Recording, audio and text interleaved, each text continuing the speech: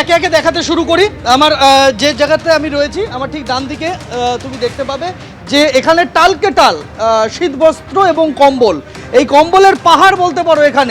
এখানে প্রত্যেকটা বস্তা খুললেই শুধু কম্বল আর কম্বল।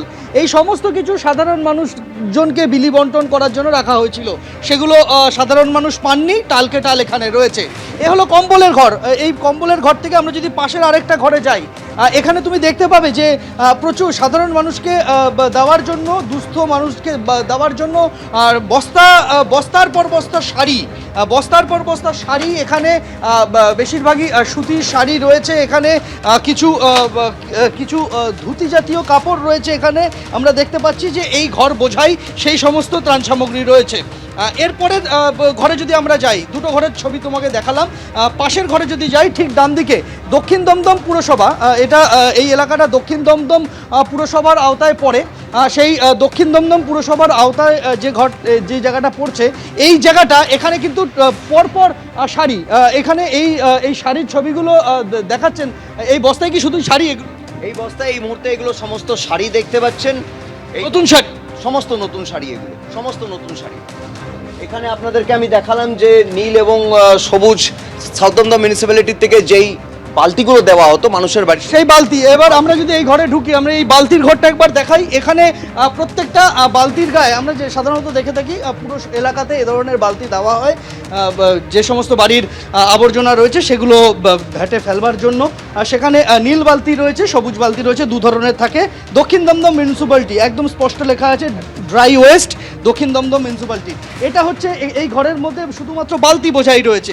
এবার তোমাকে দেখাবো যে শাড়ির বিপুল ভাণ্ডার। এখানে তুমি দেখতে পাবে যে বস্তার পর বস্তা শাড়ি এবং ছোট ছোট বাচ্চাদের পোশাক রয়েছে।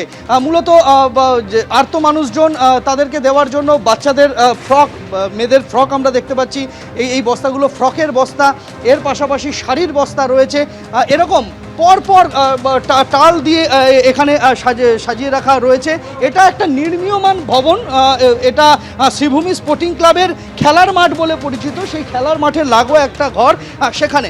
আচ্ছা, এই আরেকটা ঘরে এখানে আমরা দেখতে পাচ্ছি যে এই ঘরটাতে মূলত গঙ্গাসাগর মেলা 2026 এবং গঙ্গাসাগর মেলা 2024 এই রকম রয়েছে। আচ্ছা, এর মধ্যে কি রয়েছে আপনারা তো খুঁজে পেয়েছেন? কি এর মধ্যে রয়েছে হচ্ছে আপনার কলস, ঠিক আছে, যার মধ্যে একদম একদম গঙ্গার জল রয়েছে এখানে, আর জলের কল, প্রসাদ একদম এর মধ্যে প্রসাদ রয়েছে যেটা পচে গেছে, ঠিক আছে। তো এই 2026 লেখা বাক্স, 26-এর বাক্স আপনারা দেখতে পাচ্ছেন, গঙ্গাসাগর 2026, 2024 এর ভেতর কলস রয়েছে পেতলের একটা, এবং প্রসাদ রয়েছে যেটা পচে গেছে, ঠিক আছে। এই সমস্ত কিছু দমকল মন্ত্রী ছিলেন সুজিতবাবু, এটা তো উনারই এই ক্লাবের সাথে যুক্ত। 2022 থেকে 26 অবধি উনি দায়িত্বে ছিলেন, গঙ্গাসাগরে দায়িত্বপ্রাপ্ত উনি নেতৃত্বে ছিলেন। তো এই জিনিস তো এই ঘরে পাওয়া উচিত নয়, এটা ছিল হচ্ছে গঙ্গাসাগরের ডিস্ট্রিবিউশনের জন্য অতিথিদের, কিন্তু সেটা এখানে পড়ে রয়েছে। একই সব বস্তাতেই সব কার্টনে তাই রয়েছে। তুমি দেখতে পাবে যে এখানে প্রত্যেকটা বাক্সে কিন্তু এই রকমই সারি সারি এই ধরনের গঙ্গাসাগর মেলা, কোনোটায় 2024 লেখা, কোনোটায় 2026 লেখা।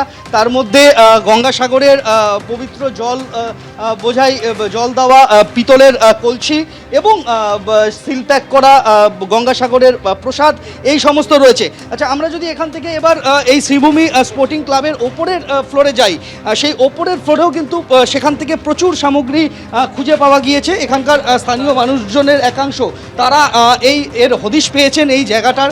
আমরা এই যে ভবনটা, এটা নির্মীয়মান একটা বাড়ি, এটা শ্রীভূমি স্পোর্টিং ক্লাবের খেলার মাঠ বলে পরিচিত। এখানে কিন্তু আমরা দেখতে পাচ্ছি যে মূলত এখানে ত্রিপল,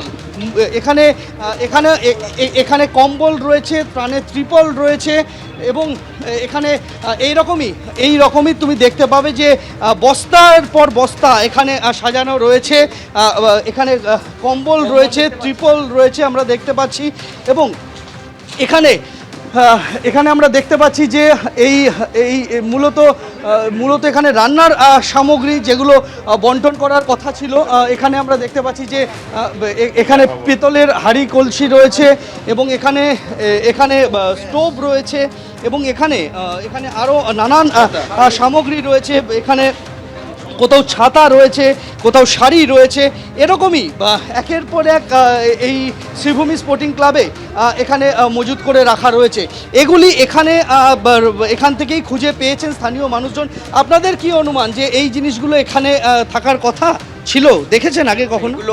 এগুলো অ্যাকচুয়ালি এগুলো মানুষকে বন্টন করার জন্য সরকারি এমএলএ ল্যাড এবং মিউনিসিপ্যালিটির অথরিটিটা এরা স্যাংশন হয়, কিন্তু আনফর্চুনেটলি যেটা হলো যে আজকে আমরা এগুলো এখান থেকে উদ্ধার করলাম।